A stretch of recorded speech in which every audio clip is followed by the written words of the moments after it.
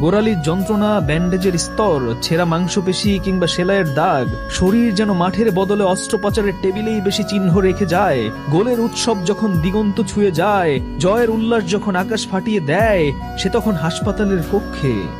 ট্রফির দৌড়ে সবাই গতি বাড়ায়, সে তখনও পুরনো ক্ষতের যন্ত্রণা সহ্য করে এগিয়ে যাওয়ার প্রস্তুতি নেয়।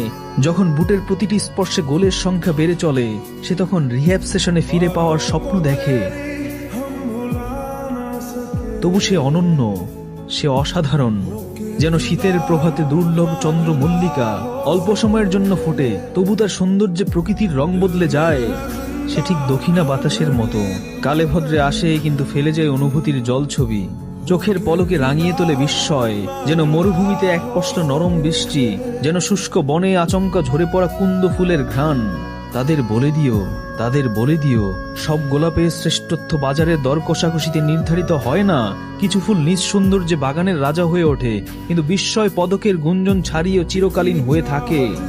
তুমি তাদের শিখিয়ে দিও, সাফল্য শুধু পরিসংখ্যানে বাধা যায় না, কিছু নাম সংখ্যার বাইরেও বেঁচে থাকে, কিছু প্রতিভা সময়ের সীমানা পেরিয়ে কিংবদন্তি হয়ে ওঠে। নেইমার, তুমি ঠিক বাতাসে উঠে আসা গোধূলি রং, যে রং হাতে ধরা যায় না, তবু আকাশে জুড়ে ছড়িয়ে থাকে।